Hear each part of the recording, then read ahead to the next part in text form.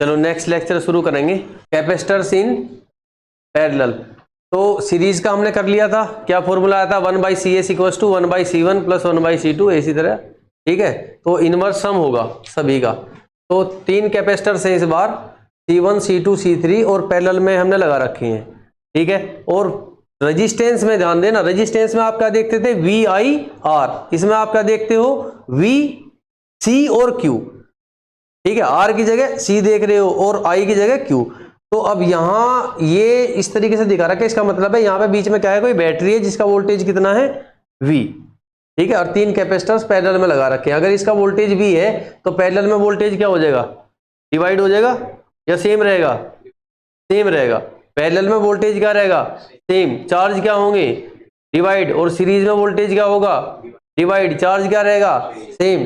तो यहां वोल्टेज क्या रहेंगे, सेम। इसका वोल्टेज भी V है, वोल्टेज इसका भी V होगा, इसका वोल्टेज भी V होगा और इसका वोल्टेज भी V होगा, ठीक है। कैपेसिटेंस इसका C1 है, इसका C2 C3। चार्ज यहाँ पे Q1 Q2 और Q3 और टोटल चार्ज कितना है, Q। बैटरी से टोटल चार्ज कितना गया, Q। इधर Q1 Q2 और Q3।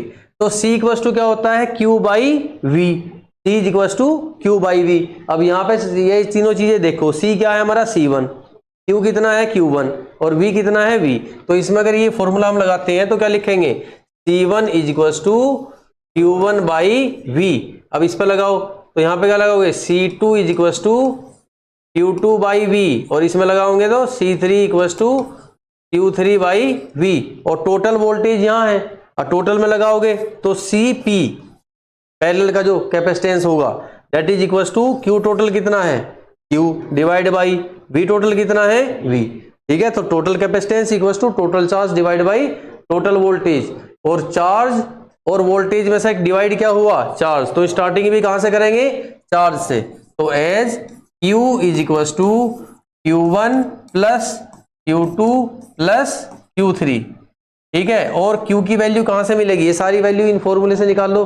Q की वैल्यू यहां से मिलेगी, क्या होगी, CP into V is equals to Q1 की वैल्यू वहां से C1 into V plus Q2 C2 into V plus Q3 C3 into V common आ गया, क्या बचेगा यहाँ, C1 plus C2 plus C3। V से V क्या हो गया, कैंसिल। तो CP कितना आया, C1 plus C2 plus C3। अब 4n number of capacitors, 4n number of capacitors. तो CP equals to C1 plus C2 plus CN, ठीक है। तो बस इसमें क्या करेंगे, अगर टोटल कैपेसिटेंस निकालना है और कैपेसिटर्स पैरेलल में हो तो बस इंडिविजुअली सारे कैपेसिटेंस आप ऐड कर दो। Next, energy stored in a capacitor, कैसे निकाल लोगे, एनर्जी कितनी है इस कैपेसिटर की। कैपेसिटर को फॉर्म करने में चार्ज हमने दिया, चार्ज दिया तो इसमें एनर्जी आई। तो अब एनर्जी निकालनी है तो क्या करें, अब चार्ज देने के लिए जितना वर्क हुआ वो निकाल लो। अब इसको चार्ज करने में जितना भी वर्क होगा वही वर्क क्या होगा, इसकी एनर्जी होगी। मैंने पहले बताया था कोई भी सिस्टम हो उसे फॉर्म करने में जो वर्क होता है वही उस सिस्टम की क्या होगी, एनर्जी। अब इसे चार्ज करोगे तो कैसे करोगे, अब यहां मान लो कि +Q चार्ज दोगे आप इसे, लास्ट में जाके कितना चार्ज दोगे, +Q। और जब तक इस पर +Q आएगा इस पर कितना आ चुका होगा, -Q। और वो कैसे आएगा, तो आप इससे अगर थोड़ा सा चार्ज इधर लेके जाओ, यहां से थोड़ा सा चार्ज इधर लेके जाओ DQ चार्ज, ठीक है। तो इधर की तरफ से आप चार्ज लेके गए, सपोज कुछ इलेक्ट्रॉन्स लेके गए, इलेक्ट्रॉन ही ले जा सकते हो। तो इधर से कुछ इलेक्ट्रॉन इधर आए तो यहां क्या हो गया, माइनस, यहां उतना ही कितना हो, क्या हो गया माइनस, और यहां उतना ही क्या हो जाएगा प्लस। अब जहां से इलेक्ट्रॉन चलेगा वहां तो प्लस आ जाएगा ना। तो DQ इलेक्ट्रॉन्स आप इधर लेके आओगे तो ये -DQ और ये +DQ। और धीरे धीरे धीरे धीरे आप तब तक चार्ज लेके जाते रहो जब तक ये +Q और ये -Q ना हो जाए। तो इस ऐसा करने में जो भी वर्क होगा वही वर्क हमारा क्या होगा, पोटेंशियल एनर्जी होगी, ठीक है। तो वही कुछ यहां लिखा है, क्या करेंगे नाउ। अब जो ये वर्क होगा DW, ये किसके बराबर होगा, वर्क डन क्या होता है, W by Q, work done per unit charge is potential difference. ठीक है, तो ऐसे लिख लो, work done per unit charge, कितना चार्ज लेकर गए आप, डी क्यू। ठीक है, डी क्यू इक्वल्स टू क्या होगा, पोटेंशियल डिफरेंस के बराबर होगा। ठीक, तो डी क्यू डी डब्ल्यू किसके बराबर होगा, वी इंटू डी क्यू के। अब पोटेंशियल का फॉर्मूला लगाओ, सी इक्वल्स टू क्या होता है, क्यू बाई वी, तो वी कितना होगा, Q by C. So D W equals to ये हो गया Q by C into D Q. अब क्या करोगे, इंटीग्रेशन बोथ साइड, दोनों तरफ इंटीग्रेशन, डी डब्ल्यू का क्या हो गया, डब्ल्यू, 1/c बाहर आ गया, इंटीग्रेशन में है Q D Q. So work done equals to 1/c। अब डी के बाद क्यू है, क्यू की टर्म में इंटीग्रेशन कर रहे हैं। ठीक है, तो यहाँ क्या होगा, क्यू स्क्वायर, पावर में एक ऐड कर दो, जो भी आया डिवाइड में क्यू स्क्वायर बाई 2, और चार्ज आ कितना था पहले, 0, अब फाइनली कितना हो गया, क्यू। तो वर्क डन कितना हुआ, तो वर्क डन हमारा हो गया 1/c Q square by 2। Clear है, तो हम इसे कह सकते हैं कि दिस वर्क डन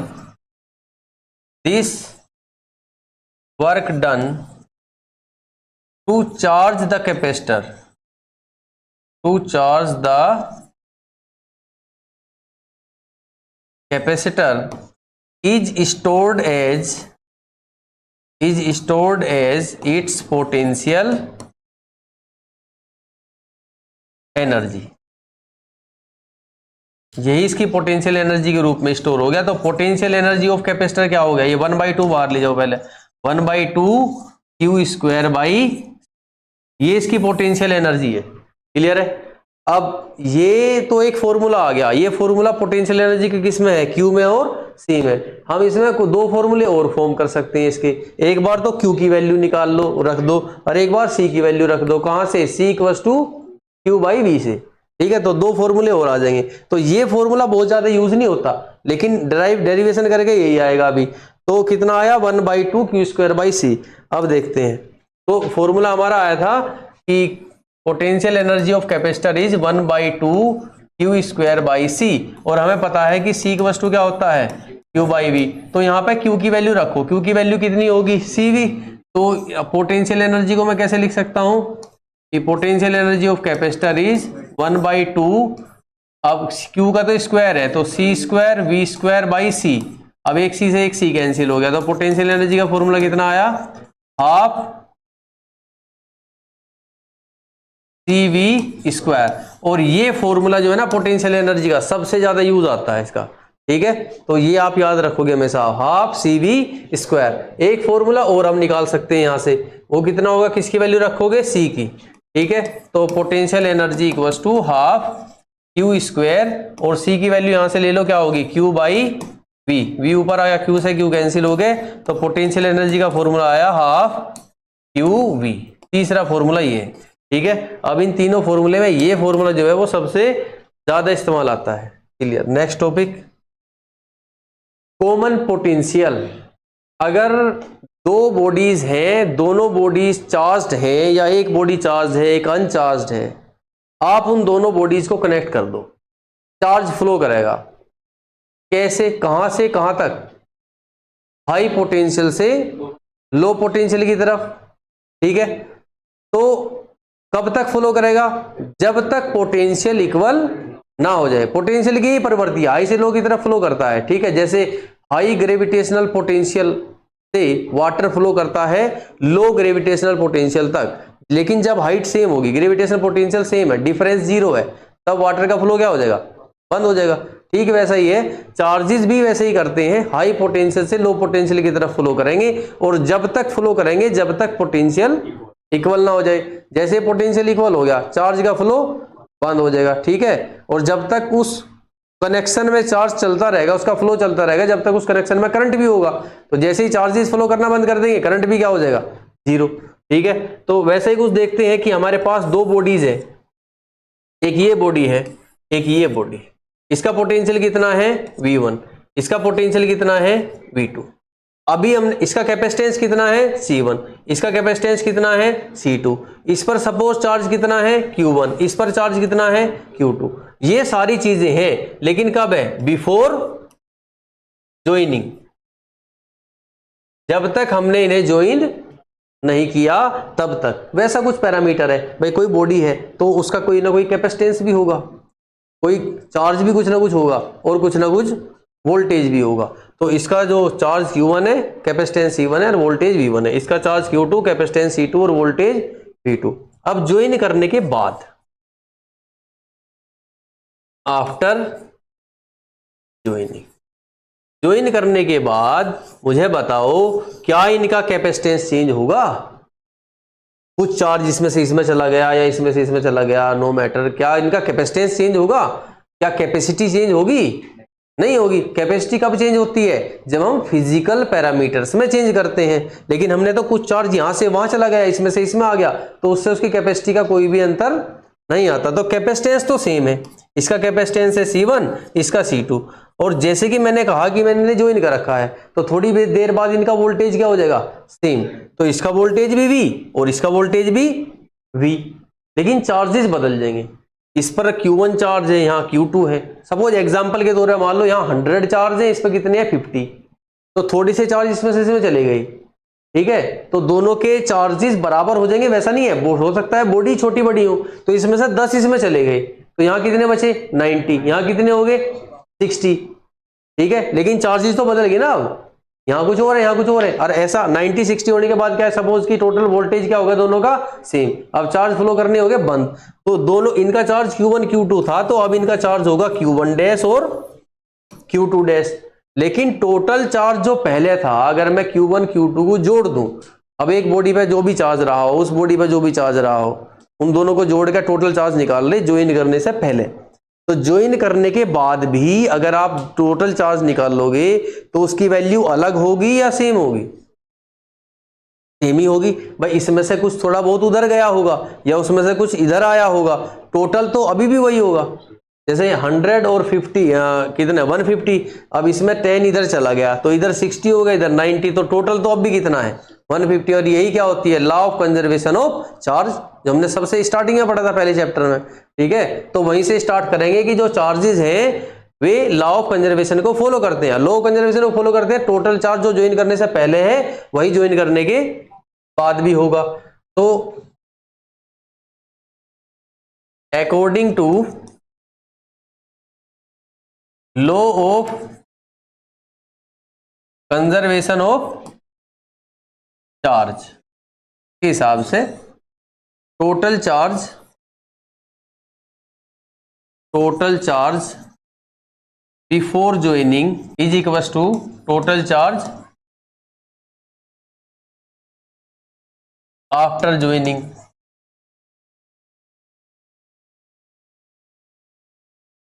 जितना चार्ज ज्वाइन करने से पहले होगा उतना ही बाद में होगा। ज्वाइन करने से पहले टोटल चार्ज क्या है? Q1 plus Q2। ज्वाइन करने के बाद टोटल चार्ज कितना है? Q1 dash plus Q2 dash. अब इनकी वैल्यूज निकालते हैं, क्योंकि वैल्यूज तो वैसे ही निकालोगे चार्ज की। C इक्वल टू क्या होता है? Q by V। तो Q इक्वल टू कितना होगा? C into V। तो अब यहां से Q1 निकलेगा, तो क्या वैल्यू होगी Q1 की? C1 V1। और इस Q2 की वैल्यू C2 V2। इस Q1 डैश की वैल्यू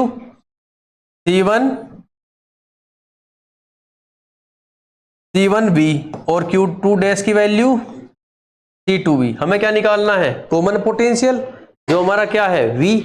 तो कॉमन पोटेंशियल V निकालना, तो C1 V1 plus C2 V2 is equal to C1 plus C2, और बाहर क्या ले जाओ? V कॉमन ले लो। अब इसे डिवाइड में लिया हो इधर, तो V का वैल्यू कितना आया? कॉमन वोल्टेज या कॉमन पोटेंशियल कितना आया? C1 V1 plus C2 V2 divide by C1 plus C2।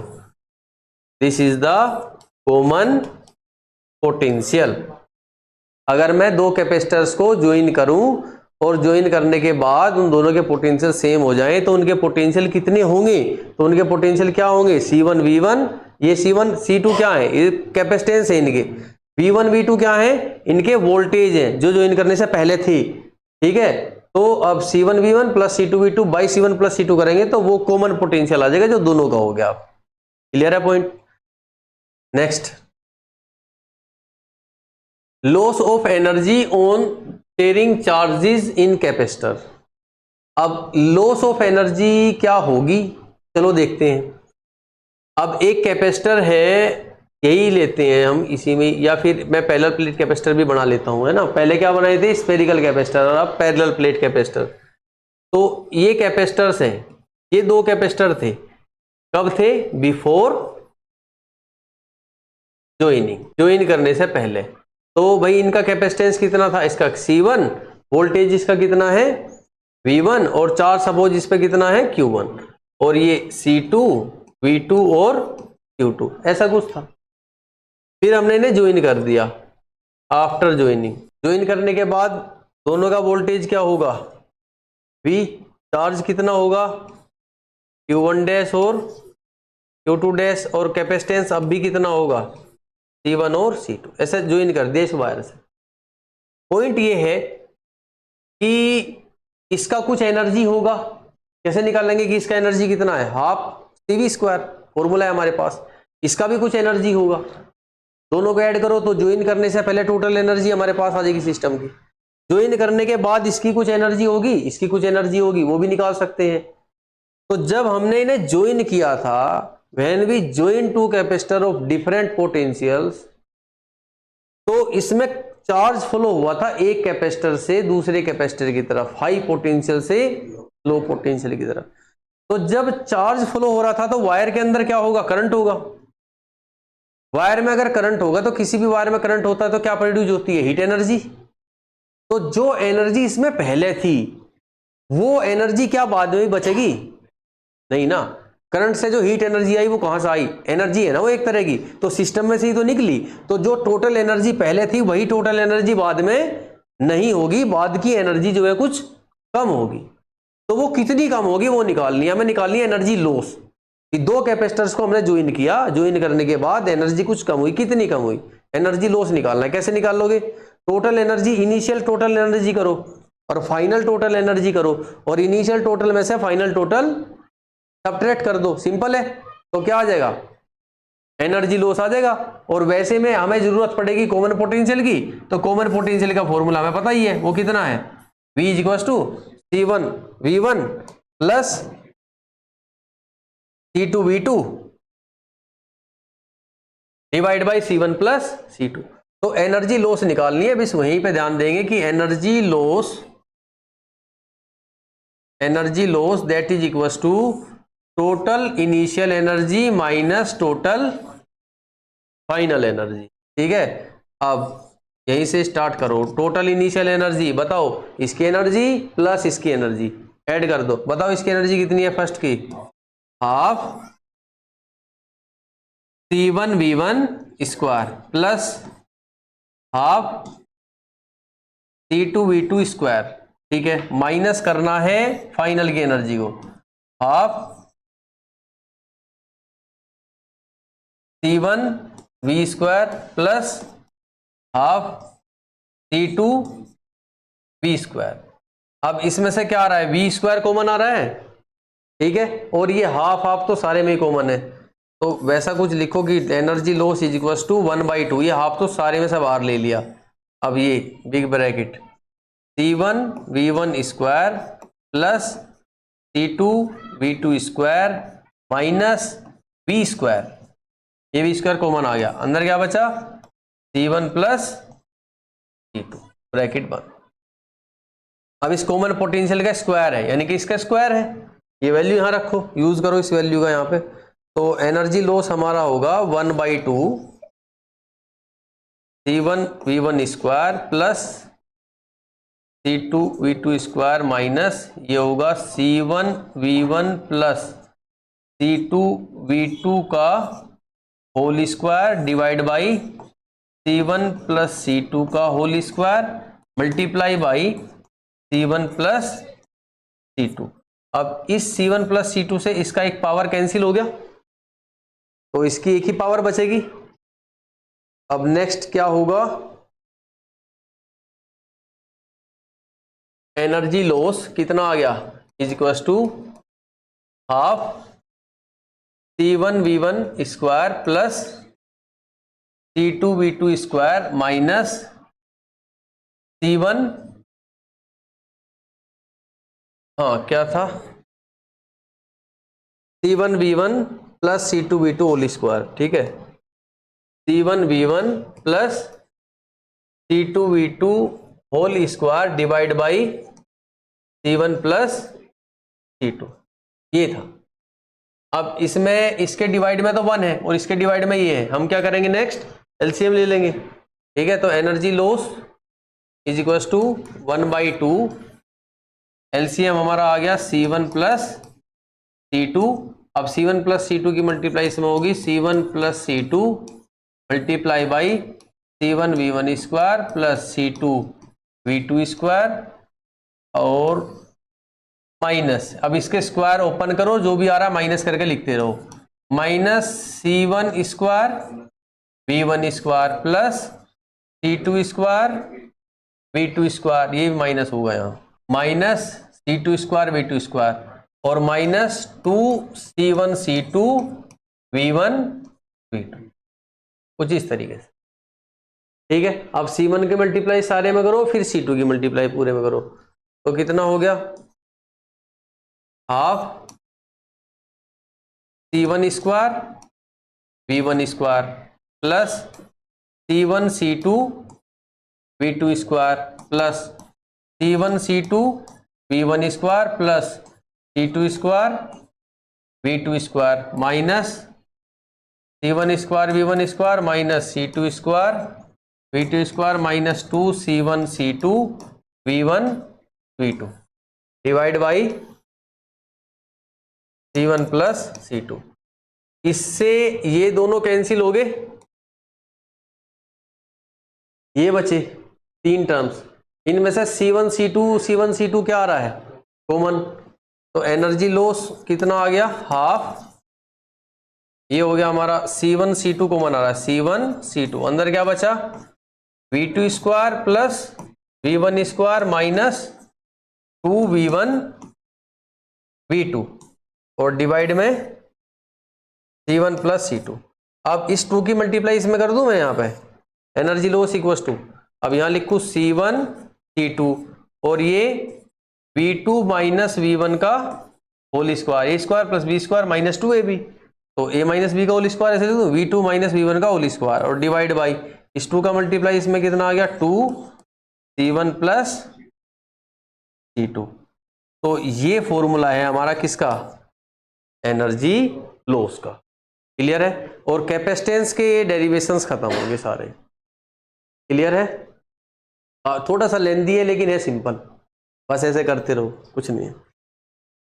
Next, अब एनसीईआरटी एग्जांपल्स हैं कैपेसिटर के। तो पहला क्वेश्चन है कैपेसिटर का कि a slab of material of dielectric constant K has the same area as the plate of a parallel plate capacitor but has a thickness of 3/4d। यहां ध्यान देना, थिकनेस कितना है इसका डाइलेक्ट्रिक का, डाइलेक्ट्रिक जिसका कांस्टेंट के है उसका थिकनेस हमारे पास है 3/4d और where D is the separation between the plate of the capacitance, कह रहा कैपेसिटेंस कितना होगा, ठीक है। पहले जो कैपेसिटर था पहले तो एयर ही थी उसमें, ठीक है, तो हमारे पास क्या है, ये पैरेलल प्लेट कैपेसिटर है, इसमें पहले एयर भरी हुई थी, जब एयर भरी हुई थी, जब इसमें एयर भरी हुई थी तब इसका कैपेसिटेंस था C naught is equal to epsilon naught A by D, और हमने क्या किया इसमें, इसका डिस्टेंस कितना था दोनों प्लेट्स के बीच का, D था, और हमने इसमें क्या किया, एक डाइलेक्ट्रिक भर दिया और उस डाइलेक्ट्रिक का जो थिकनेस है, वो जो थिकनेस है वो कितना है, वो है 3/4d, उसकी वैल्यू दे रहा है वो, कह रहा है इसका थिकनेस इतना है और डाइलेक्ट्रिक कांस्टेंट कितना है के, ये प्लस ये माइनस, वैसा वैसा है, कह रहा अब कैपेसिटेंस कितना होगा,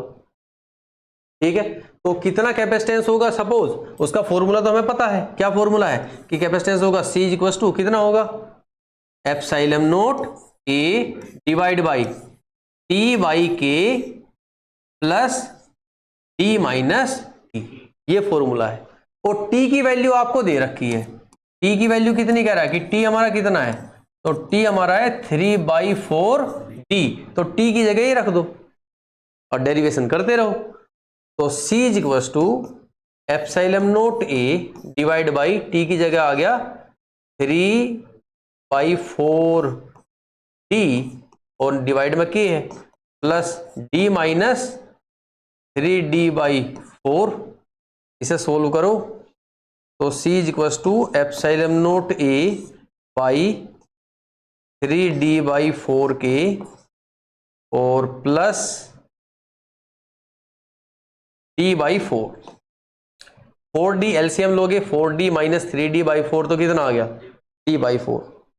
यहां से d कॉमन आ रहा है, कॉमन ले लो तो c हमारा आ गया epsilon naught a by d, जो एयर की कैपेसिटेंस है ना, d कॉमन लेती आ गया इतना। बाकी इधर कितना बचा ब्रैकेट में epsilon naught a by d और ब्रैकेट में कितना बचा 3/4k प्लस 1/4 ये बच गया।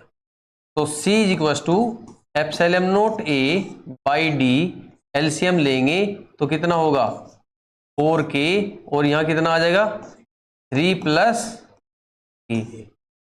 ठीक है, यहां से मैं k प्लस 3 लिख दूं, एक ही बात। अब ये ऊपर आ जाएगा, ठीक है, तो c इज इक्वल टू आ गया epsilon naught a by d into 4k divide by k plus 3। और ये क्या है हमारा c नोट के बराबर है, तो मैं यहां लिखूं कि c जो होगा हमारा होगा c note into 4k divide by k plus, यानी कि जो पहले कैपेसिटेंस था अब जो नया कैपेसिटेंस है वो इतने टाइम्स ज्यादा होगा। क्लियर है? तो ये मतलब है, समझ आया बात? सवाल क्या है? तो सवाल सिंपल ही है, बस केवल फॉर्मूला उसमें डी टी की वैल्यू दे दी उसने, टी की वैल्यू हमने रखी और सिंप्लीफाई कर लिया। एयर में इतना था अब इतना होगा। क्लियर है पॉइंट? नेक्स्ट करें नेटवर्क को 410 माइक्रोफेराड कैपेसिटर। इस तरीके से 4 कैपेसिटर्स अरेंज कर रखे हैं। यहां इन दो पॉइंट के बीच का वोल्टेज या पोटेंशियल डिफरेंस कितना है 500 वोल्ट है। अब इसी डायग्राम में आप मुझे बताओ ये तीनों कैपेसिटेंस कैसे हैं, सीरीज में है पैरेलल में? सीरीज में एक ही लाइन से जोड़ रखी, ये तीनों का जो टोटल है वो इसके साथ कैसा है पैरेलल में। तो क्या मैं इस डायग्राम को ऐसे बना दूं कि अब तीनों के सारे कैपेसिटेंस क्या है सेम ही है, तो सबको मैं सी ही लिख देता हूं। तो ये कैपेसिटर ये जो तीनों कैपेसिटर हैं, यहाँ जो C1 C2 C3 तीनों कैपेसिटर तीनों कैसे हैं सीरीज में, इन तीनों के साथ ये कैसा है पैरेलल में। ऐसे लिख दूं इन्हें, कोई प्रॉब्लम नहीं। और यहां इन दो पॉइंट के बीच में पोटेंशियल डिफरेंस है 500 वोल्ट, तो मैं यहां एक बैटरी लगाऊं और इस बैटरी का वोल्टेज कितना रखूं 500 वोल्ट। बात तो वही है। तो अब ये थोड़ा सिंपल हो गया है ना, दिखने में थोड़ा ऐसा कुछ इस तरीके का अरेंजमेंट है। तो अगर यहां टोटल चार्ज कितना है Q, तो इधर की तरफ चार्ज कितना होगा यहाँ Q1 और नीचे की तरफ कितना होगा Q2। और यहाँ इसमें तीनों में क्या होगा Q1 ही होगा, सेम है सीरीज में है, और इसमें कितना होगा Q2। वोल्टेज देखो इस अकेले का वोल्टेज कितना होगा 500 वोल्ट, और ये जो 500 वोल्ट है इन तीनों में क्या हो रही होगी डिवाइड हो रही होगी, है ना, कैसे कैसे डिवाइड हो रही होगी तीनों में। ठीक, तो तीनों कैपेसिटेंस सेम है तो बराबर बराबर डिवाइड हो रही है 500/3। चलो वो ना भी करना हो तो भी इतना ही है कि हमारे पास ये कैपेसिटर है, इसका वोल्टेज मुझे पता है पैरेलल में है, तो यहाँ और इन तीनों में क्या होगी सेम होगी। तो जितनी यहाँ है तो यहाँ 500 वोल्ट है तो यहाँ भी कितनी होगी, कैपेसिटेंस हमने सबके सेम मान लिए कि सबके सेम ही है सी है। तो इसका मुझे कैपेसिटेंस भी पता है, वोल्टेज ही पता है, तो क्या इसका चार्ज आ जाएगा, यहां से चार्ज निकाल लो Q2। फिर इन तीनों के कैपेसिटेंस पता है, तीनों सीरीज में है, इसका ही पता है। पहले सीरीज का इसका सारे पूरे सर्किट का टोटल कैपेसिटेंस निकाल लो। टोटल कैपेसिटेंस और टोटल वोल्टेज से क्या मिल जाएगा हमें टोटल चार्ज Q। ठीक है, तो टोटल चार्ज आ गया, Q1 भी आ गया तो Q2 भी आ गया, तो Q टोटल चार्ज Q में से Q2 घटाओगे तो क्या मिलेगा Q1। अब ये क्वेश्चन है, इसे किसी भी तरीके से कर सकते हैं, कई सारे तरीके हैं, है ना। अब मुझे पता है कि क्वेश्चन में क्या निकल रहा है, कह रहा है कि इक्विवेलेंट कैपेसिटेंस बताओ, पूरे नेटवर्क का टोटल कैपेसिटेंस क्या है। चलो फिर दोबारा से यहीं से स्टार्ट करते हैं, टोटल कैपेसिटेंस निकालते हैं। ये तीनों कैसी हैं सीरीज में, ये इसके साथ कैसा है पैरेलल में। तो पहले टोटल कैपेसिटेंस में मैं ये देखूं सीरीज का निकाल लूं CS, तो क्या है formula 1/CS is equal to 1/C1 की वैल्यू क्या है C प्लस C, कितना आया 3/C। तो CS की वैल्यू कितनी आई C/3 और C हमारा कितना है 10 माइक्रोफैराड, दैट इज 10 की पावर -5 डिवाइड बाई 3। तो इतने फैराड आ गया आंसर, इतने फैराड है टोटल कैपेसिटेंस है सीरीज का।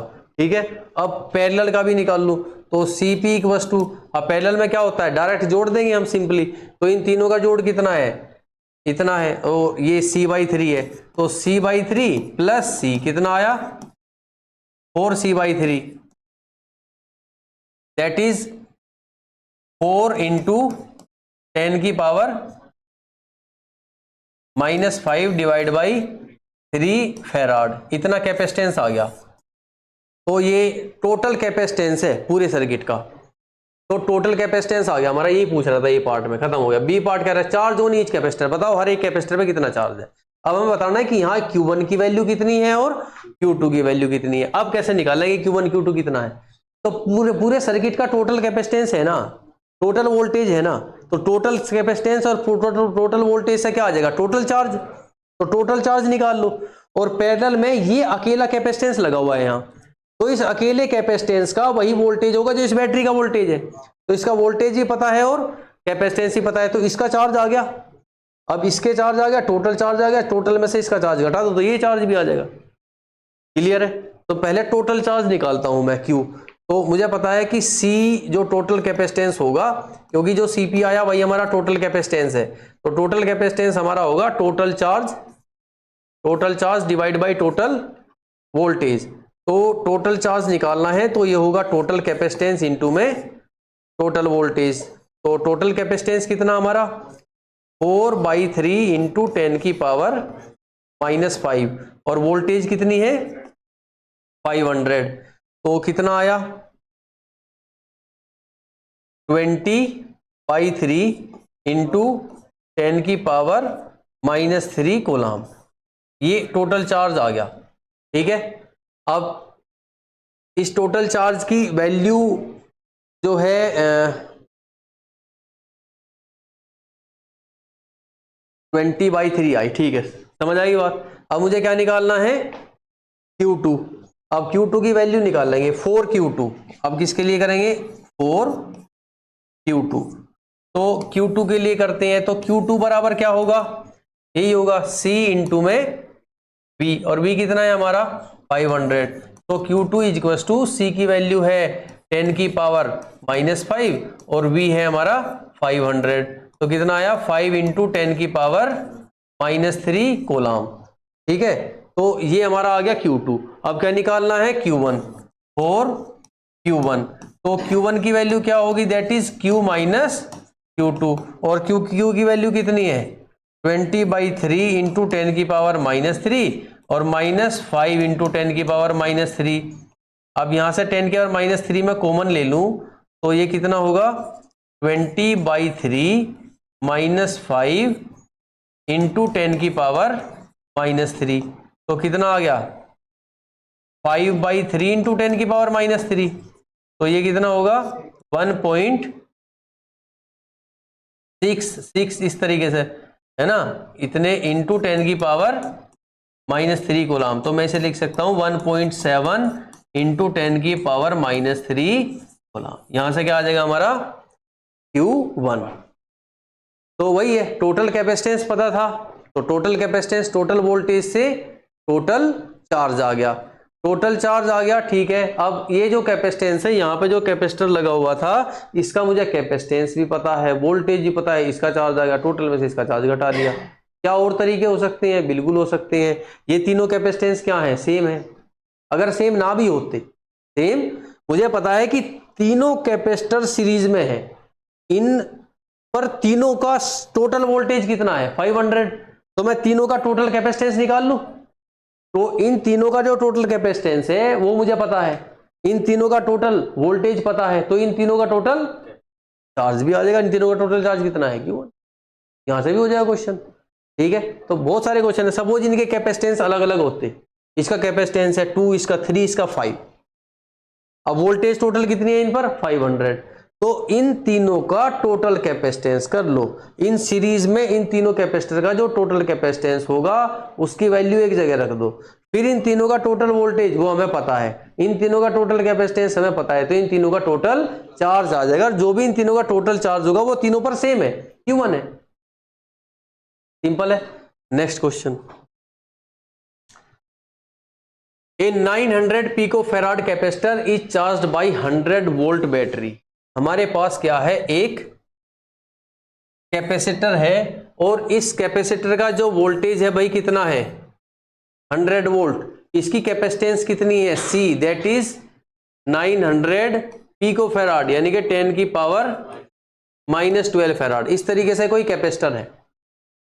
How much electrostatic energy is stored by the capacitor. चलो इसे पहले इतना ही निकालते हैं कि इस कैपेसिटर की एनर्जी कितनी है। तो फॉर्मूला क्या है, हाफ CV²। ठीक है, तो हाफ C की वैल्यू कितनी है, 900 इंटू 10 की पावर -12, और वोल्टेज है 10 की पावर 2 और इसका स्क्वायर है तो 10 की पावर 4 होगी। तो ये 1/2 से इसे कैंसिल करोगे तो ये आ गया 450।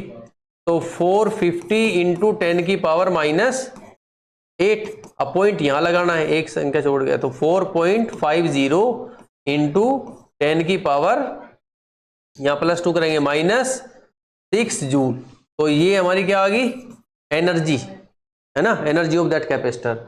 अब बी पॉइंट में क्या पूछ रहा है वो देखो जरा। Capacitor is disconnected. हमने ये जो वोल्टेज यहाँ पे जो बैटरी थी, एक बैटरी थी 100 वोल्ट की, है ना। अब इस बैटरी से हमने क्या किया, इसको डिस्कनेक्ट कर दिया, हटा दिया, और हटाने के बाद दूसरे कैपेसिटर से जोड़ दिया। उसकी वैल्यू भी कितनी है, 900 पिकोफैराड। कह रहा what is the electrostatic energy stored by the system, कि अब उस सिस्टम की इलेक्ट्रोस्टैटिक एनर्जी क्या होगी। अब इसे बैटरी से हटाया, इसका वोल्टेज तो 100 ही है, ठीक है, इस पे लगा दिया, इसका वोल्टेज कितना है, 0, ये अनचार्ज है। लेकिन कैपेसिटेंस इसका भी C है और इसका भी C है। इसका पहले वोल्टेज कितना था, 100, इसका पहले वोल्टेज कितना था, 0, इसका पहले 0 वोल्टेज था, ठीक है। तो अब इतना हमें पता है। तो अब पूछ रहा है बताओ इस सिस्टम की एनर्जी क्या होगी। तो मैं क्या करूं, पहले जो था वो एनर्जी तो मुझे पता है ना, पहले इस कैपेसिटर की एनर्जी कितनी थी, इतनी थी। दूसरे कैपेसिटर की एनर्जी कितनी थी, एनर्जी कितनी थी, 0। क्यों थी, क्योंकि इसका वोल्टेज कितना था, 0 था। टोटल इनिशियल एनर्जी ये है, टोटल फाइनल एनर्जी निकालनी है। क्या करूं मैं, एनर्जी लॉस निकाल लूं, टोटल इनिशियल में से एनर्जी लॉस घटा देंगे। बात समझ आई। तो एनर्जी लॉस का फॉर्मूला क्या है,